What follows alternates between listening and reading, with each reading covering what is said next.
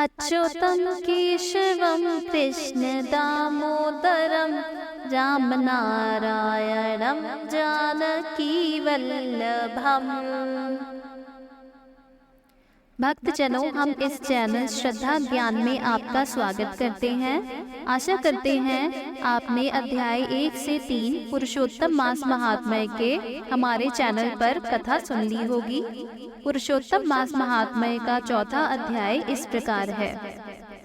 श्री नारायण बोले, हे नारद भगवान, पुरुषोत्तम के आगे जो शुभ वचन अधिक मास में कहे गए वह लोगों के कल्याण की इच्छा से हम कहते हैं, सुनो। अधिक मास बोला, हे नाथ, हे कृपा निधान, हे हरे, मेरे से जो बलवान है उन्होंने यह मलमास है ऐसा कहकर मुझ दीन को अपनी श्रेणी से निकाल दिया है। ऐसा यहाँ आए हुए मेरी आप रक्षा क्यों नहीं करते?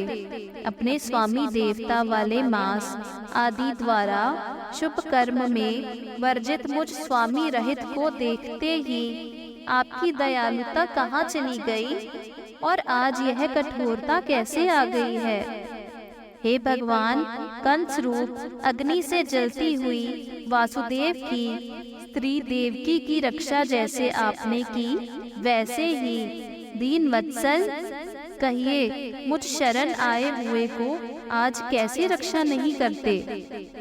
पहले द्रुपद राजा की कन्या द्रौपदी की दुशासन से दुख से जैसे आपने रक्षा की, वैसे ही हे दीन दयालु कहिए मुझे शरण आए में आज कैसे रक्षा नहीं करते?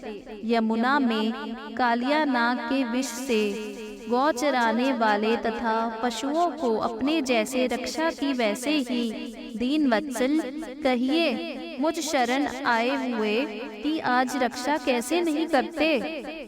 पशु और पक्षियों को पालने वाले एवं पशुपालकों की स्त्रियों की जैसे पहले वज्र सरकंडों से वन में लगी हुई अग्नि, इसे आप रक्षा की पहले, वैसे ही दीन वत्सल कहिए मुझे शरण में आए हुए की आज कैसे रक्षा नहीं करते? मगध देश के राजा जरासंध के बंधन से राजाओं की जैसे रक्षा की, वैसे ही हे दीन वत्सल कहिए मुझ शरण में आए हुए की आज कैसे रक्षा नहीं करते? आपने ग्राह के मुख से गजराज को झट आकर जैसे रक्षा की, वैसे ही हे दीन वत्सल मुझ शरण में आए की आज रक्षा कैसे नहीं करते? श्री नारायण बोले, इस प्रकार भगवान को कह स्वामी रहित मलमास आंसू बहता हुआ मुख लिए जगतपति के सामने चुपचाप खड़ा रहा। उसको रोते देखते ही भगवान शीघ्र ही दयाद्र हो गए और पास में खड़े दीन मुखी मलमास से बोले। श्री हरि बोले, हे वत्स, क्यों इस समय अत्यंत दुख में डूबे हो? ऐसा कौन बड़ा भारी दुख तुम्हारे मन में? दुख में डूबते हुए तुझको हम बचाएंगे। तुम शोक मत करो, मेरी शरण में आया फिर शोक करने के योग्य नहीं रहता। यहाँ आकर महादुखी नीच भी शोक नहीं करता, इसलिए तुम यहाँ आकर शोक में अपने मन को दबाए हुए हो। जहाँ आने से ना शोक होता है, ना कभी बुढ़ापा आता है, ना मृत्यु का भय रहता है, किंतु नित्य आनंद रहा करता है। इस प्रकार के बैकुंठ में आकर तुम कैसे दुखित हो? तुमको यहाँ पर दुखी देखकर बैकुंठवासी बड़े विस्मय को प्राप्त हो रहे हैं। हे वत्स, तुम कहाँ हो? इस समय तुम मरने की इच्छा क्यों करते हो? श्री नारायण बोले, इस प्रकार भगवान के वचनों को सुनकर बोझ लिया हुआ आदमी जैसे बोझा रखकर श्वास प्रश्वास लेता है, इसी प्रकार श्वासोच्छ्वास लेकर अधिक मास मधुसूदन से बोला। अधिक मास बोला, हे भगवान, आप सर्वव्यापी हैं, आपसे अज्ञात कुछ नहीं है।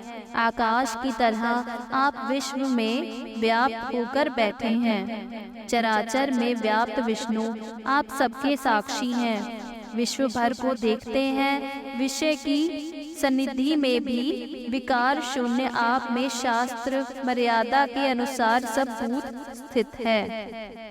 हे जगन्नाथ, आपके बिना कुछ भी नहीं है। क्या आप मुझे भाग्य को कष्ट नहीं जानते हैं? यद्यपि हे नाथ, मैं अपनी व्यथा को कहता हूँ। जिस प्रकार मैं दुख जाल से घिरा हुआ हूँ, वैसे दुखित हो मैंने ना कहीं देखा है और ना सुना है। क्षण, निमेष, मुहूर्त, पक्ष, मास, दिन और रात सब अपने अपने स्वामियों के अधिकार में सर्वदा बिना भय के प्रसन्न रहते हैं। मेरा ना कुछ नाम है, ना मेरा कोई अधिपति है और ना कोई मेरे मुझको आश्रम है। अतः क्षण आदि समस्त स्वामियों वाले देवों ने शुभ कार्य से मेरा निरादर किया है। यह मलमास सर्वदा त्याज्य है, अंधा है, गर्त में गिरने वाला है, ऐसा सब कहते हैं। इसी कारण से मैं मरने की इच्छा करता हूँ, अब जीने की इच्छा नहीं है। निंदित जीवन से तो मरना ही उत्तम है। जो सदा जला करता है वह किसी तरह सो सकता है। हे महाराज, इससे अधिक मुझको और कुछ कहना नहीं है। वेदों में आपकी इस तरह प्रसिद्धि है कि पुरुषोत्तम आप परोपकार प्रिय हैं और दूसरों के दुख को सहन नहीं करते हैं। अब आप अपना धर्म समझकर जैसी इच्छा हो वैसा करें। आप प्रभु और महान हैं। आपके सामने मुझ जैसे पामर को घड़ी घड़ी कुछ कहते रहना उचित नहीं है। मैं मरूंगा, मैं मरूंगा, अब मैं ना जीऊंगा, ऐसा पुनः पुनः कहकर वह अधिक मास, हे ब्रह्मा के पुत्र, चुप हो गया और एकाएक श्री विष्णु के निकट गिर गया। तब इस प्रकार गिरते हुए मलमास को देखकर भगवान की सभा में लोग बड़े विस्मय को प्राप्त हुए। श्री नारायण बोले, इस प्रकार कहकर चुप हुए अधिक मास के प्रति बहुत कृपा भार से अवसन्न हुए श्री कृष्ण मेघों के समान गंभीर वाणी में चंद्रमा की किरणों की तरह उसे शांत करते हुए बोले।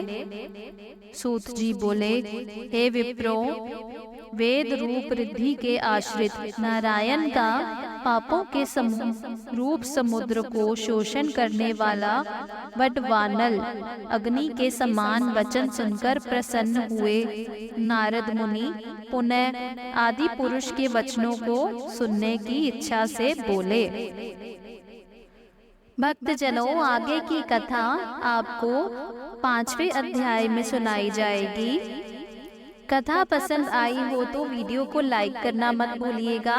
अगला अध्याय सुनने के लिए हमारे साथ जुड़े रहिए। जुड़े रहने के लिए चैनल को सब्सक्राइब करना मत भूलिएगा। वीडियो को शेयर भी कीजिए बाकी भक्तों के साथ। ओम नमो भगवते वासुदेवाय।